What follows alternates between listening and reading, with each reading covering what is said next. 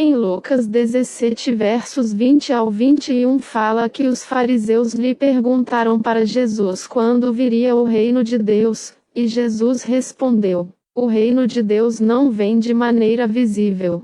Prestem muita atenção. O reino de Deus não vem de maneira visível. Nem ninguém poderá dizer: está aqui, ou está ali, porque o reino de Deus está dentro de vocês. Vou repetir, prestem atenção. O reino de Deus está dentro de vocês. O sistema religioso não aceita isso e impedem que as pessoas saibam disso porque não entendem o que Jesus quis dizer. Jesus está falando: vocês têm que colocar a minha essência e o meu caráter na mente de vocês e praticar o que eu pratico. Se vocês fizerem isso, eu colocarei o meu trono em suas mentes e os anjos ficarão ao redor de vocês protegendo e livrando de todo o mal, e assim as mentes de vocês serão os céus. Todas as pessoas que habitam nesse planeta irão fazer dessa terra um paraíso. Porque o céu não vem para a terra, é a terra toda que vai se transformar em um céu. A terra toda vai virar um paraíso. Não é nas galáxias que os espíritos vivem. Os espíritos atuam na nossa mente. É na nossa mente que as batalhas espirituais são travadas e quem tem a mente de Cristo vence todas as batalhas. Confira em 1 João 4 verso 6. Mas nós somos de Deus. Quem conhece a Deus nos ouve, mas quem não pertence a Deus não nos ouve. É desse modo, então, que podemos saber a diferença que existe entre o espírito da verdade e o espírito do erro. Em Judas versículo 9 refere-se a um evento que não é encontrado em nenhum outro lugar nas Escrituras. Miguel teve de lutar ou disputar com Satanás pelo corpo de Moisés, mas o que isso implicava não é descrito. Uma outra luta angelical é relatada por Daniel, o qual descreve um anjo vindo a ele em uma visão. Este anjo, chamado Gabriel, guerreiro de Deus, em Daniel 8 verso 16 e 9 verso 21, diz a Daniel que ele foi resistido por um demônio chamado Príncipe da Pérsia até o arcanjo Miguel vir em seu auxílio. Daniel 10 verso 13. Em Hebreus 1 verso 14 fala que os anjos são espíritos que servem a Deus, os quais ele envia para ajudar os que vão receber a salvação. Assim, podemos aprender com Daniel que os anjos e demônios lutam batalhas espirituais pelas nações e almas dos homens, e que os demônios resistem aos anjos e tentam impedi-los de fazer a vontade de Deus. Judas nos diz que Miguel foi enviado por Deus para lidar de alguma forma com o corpo de Moisés, o qual o próprio Deus havia enterrado depois da sua morte. Deuteronômio 34 versos 5 ao 6. Várias teorias têm sido formuladas quanto ao que esta luta sobre o corpo de Moisés era. Uma delas é que Satanás, o acusador do povo de Deus, Apocalipse 12 verso 10, pode ter tentado evitar que Moisés tivesse a vida eterna devido ao pecado de Moisés em Meribá, Deuteronômio 32 verso 51, e ao seu assassinato do egípcio, Êxodo 2 verso 12.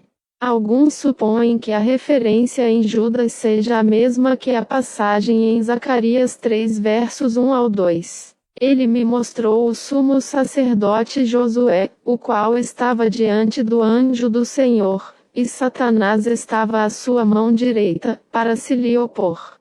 Mas o anjo do Senhor disse a Satanás: que o Senhor te repreenda, ó Satanás. Entretanto, as objeções a essa hipótese são óbvias. Primeiro, a única semelhança entre as duas passagens é a expressão: o Senhor te repreenda, ó Satanás.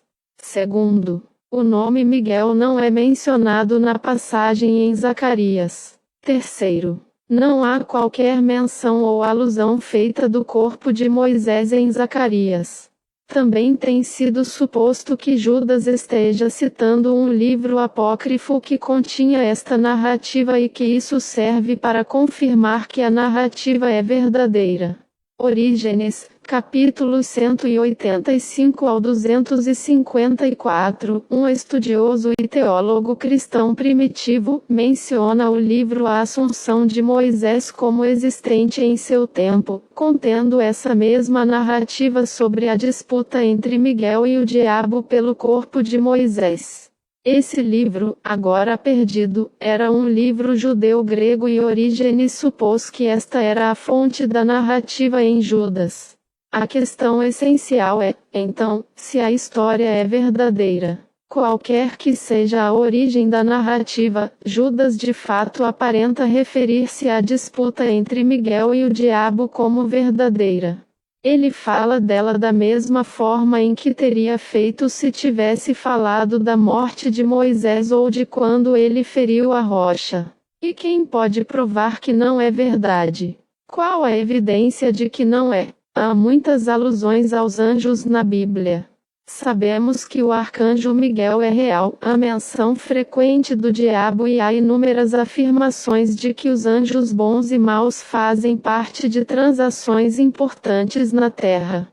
Como a natureza dessa disputa particular sobre o corpo de Moisés é totalmente desconhecida, a conjectura é inútil. Não sabemos se houve uma discussão sobre a posse do corpo, o enterro do corpo ou qualquer outra coisa. No entanto, há duas coisas que sabemos com certeza. Primeiro, a Escritura é inerrante. A inerrância das Escrituras é um dos pilares da fé cristã. Como cristãos, temos o objetivo de nos aproximar das Escrituras com reverência e oração. E quando encontramos algo que não entendemos, oramos mais, estudamos mais e, se a resposta ainda nos escapa, humildemente reconhecemos nossas próprias limitações em face da perfeita palavra de Deus. Segundo, Judas 9 é a suprema ilustração de como os cristãos devem lidar com Satanás e seus demônios. O exemplo de Miguel se recusando a pronunciar uma maldição sobre Satanás deve ser uma lição para os cristãos em como se relacionar com as forças demoníacas. Os crentes não devem enfrentá-los, mas sim buscar o poder de intervenção do Senhor contra eles. Se um ser tão poderoso quanto Miguel deixou que o próprio Deus lidasse com Satanás, quem somos nós para tentar censurar, expulsar ou comandar os demônios? Vejam o que Paulo fala em Romanos 8 versos 38 ao 39. Pois eu tenho a certeza de que nada pode nos separar do amor de Deus, nem a morte, nem a vida, nem os anjos, nem outras autoridades ou poderes celestiais, nem o presente, nem o futuro. Nem o mundo lá de cima, nem o mundo lá de baixo. Em todo o universo não há nada que possa nos separar do amor de Deus, que é nosso por meio de Cristo Jesus, o nosso Senhor. Este trecho ecoa a promessa de proteção e invencibilidade. Paulo argumenta que, se Deus está do nosso lado, nada pode nos derrotar, nem mesmo as maiores adversidades. Ele conecta essa proteção ao amor incondicional de Cristo, que é a base de nossa segurança eterna.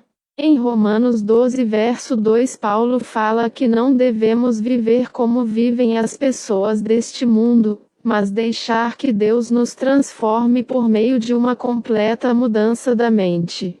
Assim nós conheceremos a vontade de Deus, isto é, aquilo que é bom, perfeito e agradável a Ele. Em Efésios 1 verso 18 Paulo pede que Deus abra a nossa mente para que possamos ver a luz dele e conhecermos a esperança para a qual ele nos chamou. E também para que saibamos como são maravilhosas as bênçãos que ele prometeu ao seu povo.